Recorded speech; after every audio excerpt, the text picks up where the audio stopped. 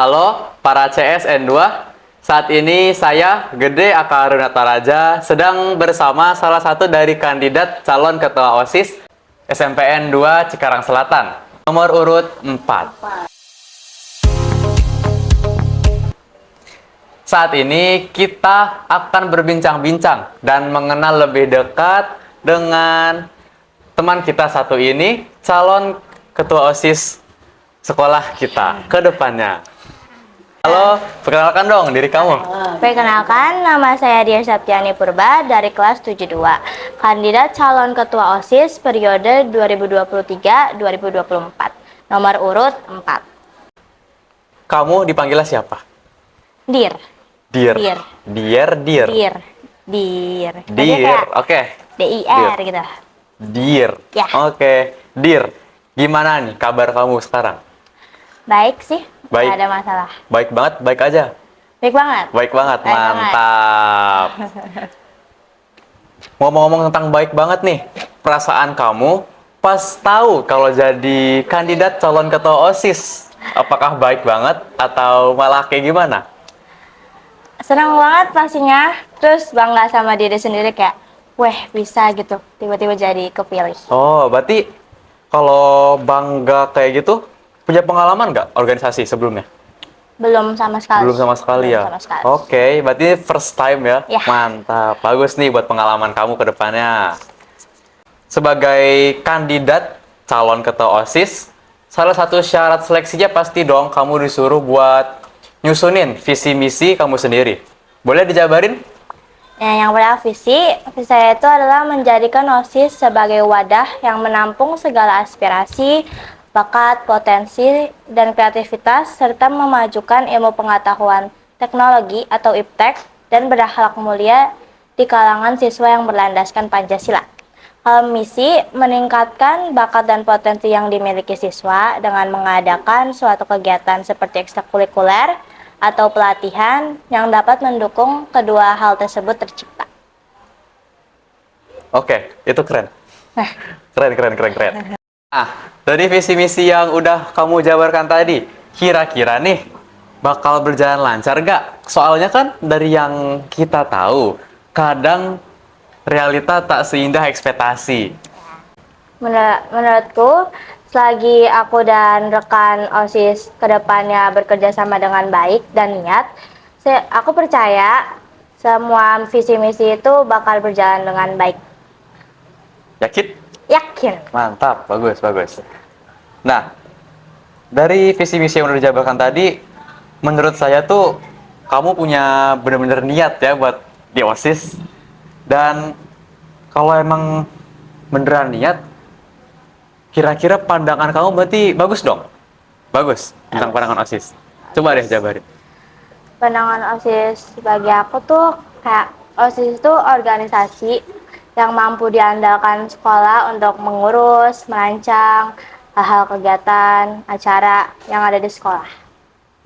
Itu penilaian subjektif kamu nih.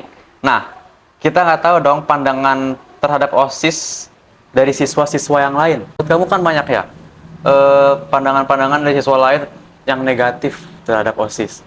Nah, kalau dari pendapat kamu tuh gimana kira-kira? Dan kalau misalnya ada nih solusinya, bisa nggak buat diatasin? Mungkin kalau misalnya ada siswa yang tidak suka dengan kinerja OSIS berikutnya, mungkin sebaiknya kita mengurangi dengan menambahkan ada apa yang siswa suka atau ya mengurangi pokoknya. Pokoknya mengurangi hal-hal yang kurang disukai Ya, siswa kurang gitu disukai. ya. Oke. Diperbaiki lah. Siap.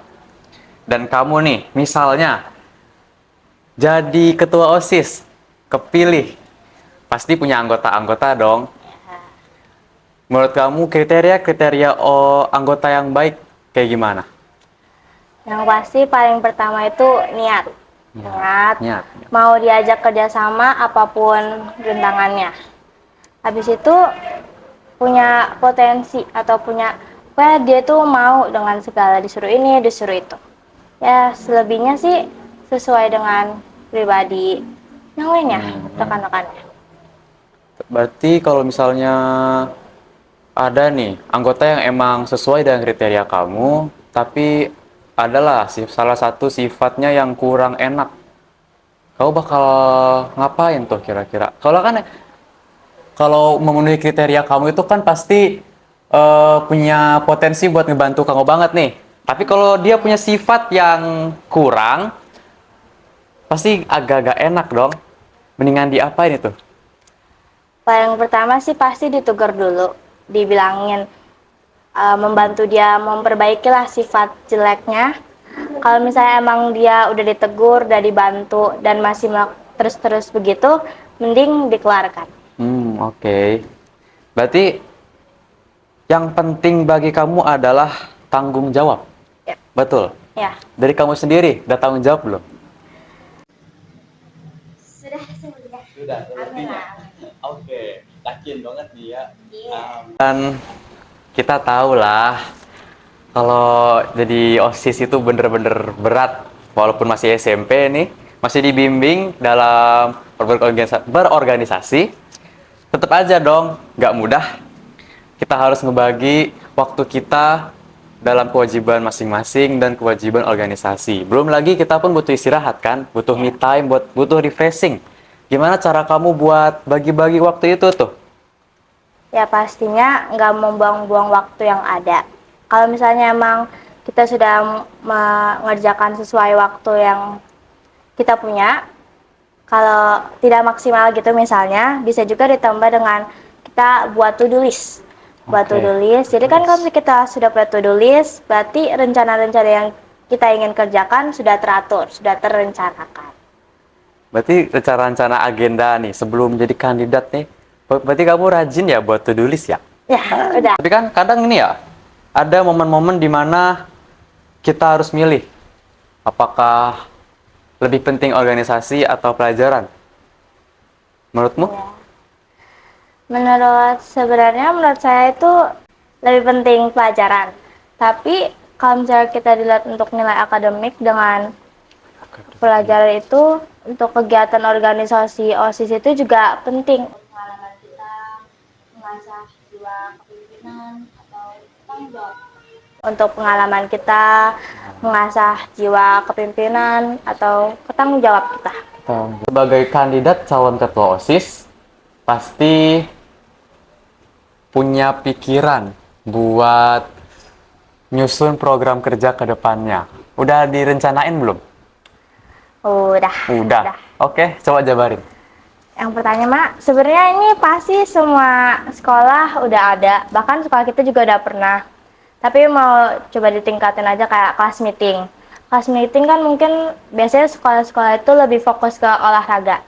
Aku maunya itu kayak lebih mentingin ke coba bidang yang lain kayak musik atau bahasa atau yang lain deh, kayak ya apalah itu. Terus juga mau mengadakan 1 hari atau cukupnya mungkin 2 hari lah, yang dimana siswa itu mau bisa menampilkan talenta-talenta mereka ya gitu.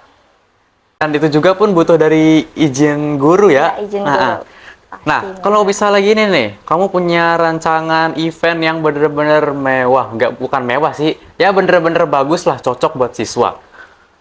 Kamu punya gitu ya, punya skill nggak buat ngebujuk guru yang kurang agak keberatan mengenai event kamu? Sepertinya ada ya, tapi tergantung gurunya juga. Pasti ada guru yang dibujuk dikit mau, tapi ada guru juga yang enggak gitu, kayak mau kita kasih, kalau misalnya kita buat ini Bu ada manfaatnya Bu, mau buat ini, tapi kan tergantung gurunya tersebut. Jadi sepertinya kayaknya ada. Oke. Dari kesimpulan saya nih, teman-teman N2 Dir, betul? Oh ya, Dir, betul. Nah, punya potensi yang bagus untuk menjadi calon ketua OSIS. Apakah kamu memiliki teknik promosi? Silahkan nih. Teknik promosi ya. Silahkan.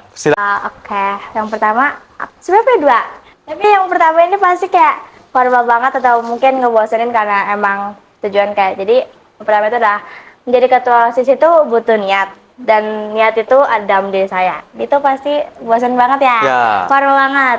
Yang kedua, ada juga dengan saya jadi ketua di sekolah ini, saya percaya sekolah ini bakal lebih baik lagi. Lebih baik lagi. Lebih Oke. baik lagi.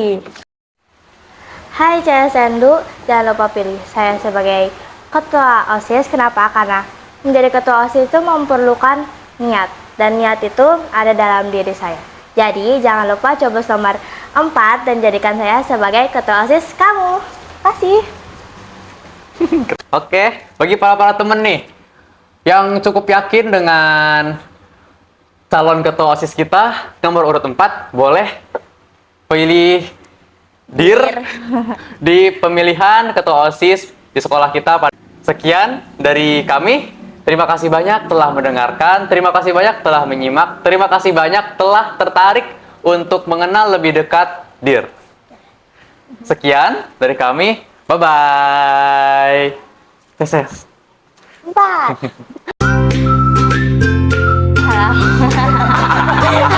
Harus ngapain? Tanggung banget.